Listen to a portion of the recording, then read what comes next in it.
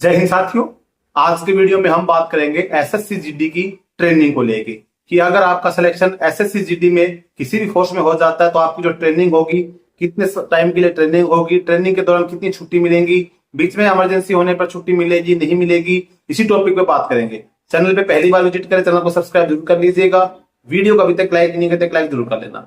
दोस्तों, अगर आपका सिलेक्शन एसएससी जीडी से सेंट्रल आर्मड पुलिस फोर्स यानी कि BSF, CRPF, ITBP, SSB, CISF इन सभी फोर्सेज में हो जाता है तो जैसे नॉर्मल जैसे आपके ट्रेडमैन की ट्रेनिंग होती है, इसके अलावा मिनिस्ट्री स्टाफ की होती है, हॉस्पिटल स्टाफ की ट्रेनिंग होती है या पायनियर विंग की ट्रेनिंग होती है, इन सभी ट्रेनिंग से अलावा एसएससी जीडी की जो ट्रेनिंग होती है सबसे ज्यादा होती है। यानी कि आपको जनरल ड्यूटी करनी तो जीडी की ट्रेनिंग आपको लगभग आप देखेंगे किसी के अंदर 44 वीक की होती है, किसी पर 48 वीक की होती है, किसी में 38 वीक की होती है। लेकिन आप देखेंगे कि टोटल आपकी पासिंग आउट परेड होते होते मिनिमम से मिनिमम आपको 1 साल लग जाती है। यानी कि आपकी ट्रेनिंग कंप्लीट होने में आपको 1 साल का टाइम भी मान के चलो कि कम से कम तो लगना है।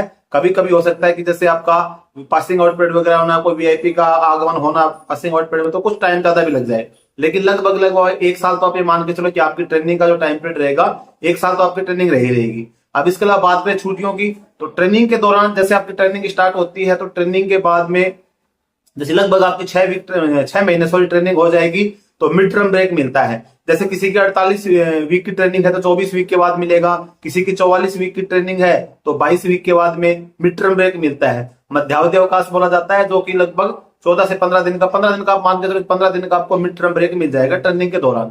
ये लगभग जब आपकी ट्रेनिंग आधी कंप्लीट हो जाएगी तो आधी ट्रेनिंग के बाद में 15 दिन की छुट्टी मिलती है। इसके अलावा किसी प्रकार की छुट्टी ट्रेनिंग में नहीं होती है। अगर फिर आपको किसी प्रकार की कोई इमरजेंसी हो जाती है तब कंडीशन होती है भाई घर के अंदर। पहले तो बात यह है कि किसी के घर में ऐसे अनहोनी ना हो, लेकिन 1% अगर किसी के घर में हो जाती है तो इमरजेंसी के अंदर छुट्टी मिलती है। और छुट्टी ज्यादा नहीं मिलती है कि आपको भी आप 20 दिन की मिल जाए, 1 महीने की मिल जाए। कभी कभी क्या होता है किसी की ऐसी सिचुएशन हो जाती है कि जैसे भाई 2 भाई साथ में हैं, तो जैसे खास नॉर्थ इंडिया में आप देखेंगे दोनों भाइयों की साथ शादी हो रही है, तो उस टाइम पे ट्रेनिंग के टाइम पे शादी पड़ गई तो उस टाइम पे ये नहीं कि मेरे शादी होते 1 महीने की छुट्टी चला जाऊंगा, ऐसा नहीं। ट्रेनिंग के टाइम पे आपको मैक्सिमम से मैक्सिमम आपको छुट्टी मिलेगी, 6 से 7 दिन की छुट्टी आपको मिल सकती है। उसके बाद अगर आप ट्रेनिंग में अपसेंट हो जाते हैं तो फिर आपको वो ट्रेनिंग छोड़ के फिर आपको नेक्स्ट बैच में मिलाया जाएगा, यानी कि आपको रिलीगेट कर दिया जाएगा, उस ट्रेनिंग के अंदर फिर आपको शामिल नहीं किया जाएगा।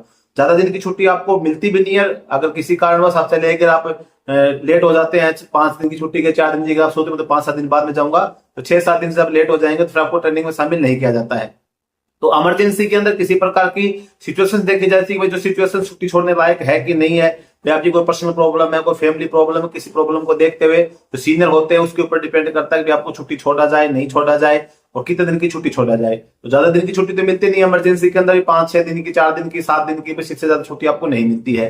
बाकी मिड टर्म ब्रेक आपको बता दिया कि 15 दिन का आपको मिलता है, जो कि आपकी जब ट्रेनिंग हाफ हो जाएगी, यानी कि जिस फोर्स के अंदर 44 वीक है तो 22 वीक के बाद, जिनकी 48 वीक की तो 24 वीक के बाद, यानी कि लगभग आपको आधी जब ट्रेनिंग आपकी हो जाती है तब आपको छुट्टी मिलती है। ट्रेनिंग का टाइम आपका मैंने बताया था 1 साल होता है। कुछ फोर्सेज के अंदर क्या होता है कि डायरेक्ट आपको ट्रेनिंग सेंटर में रिपोर्ट करना पड़ता है, डायरेक्ट आपको ट्रेनिंग सेंटर में कर दे देते हैं। कुछ सेंटर जैसे सीआरपीएफ वगैरह होते हैं, इनके अंदर क्या होता है कि आपको जैसे ग्रुप सेंटर में ज्वाइन करवाएंगे, फिर वहां से आपको कभी कभी 1 महीना 2 महीना ट्रेनिंग सेंटर खाली है कि नहीं है, उस हिसाब से फिर आपको सेंटर में रहना पड़ता है, फिर आपको ट्रेनिंग सेंटर में भेजा जाता है। तो जो आपका जो टाइम पीरियड काउंट होता है जिस दिन आप ट्रेनिंग सेंटर में पहुंच जाते हैं और आपकी ट्रेनिंग की ओपनिंग हो जाती है, आज से आपकी ट्रेनिंग स्टार्ट हो तो उसी दिन आपका पहला वीक शुरू होता है। तो आपकी जो लगभग ट्रेनिंग होगी चाहे किसी भी फोर्स में हो, तो मैंने टाइम पीरियड आपका बता दिया है। लगभग आपका 1 साल ट्रेनिंग में लगता है, इससे कम तो बहुत कम चांस है कि आपका 1 साल से कम लगेगा।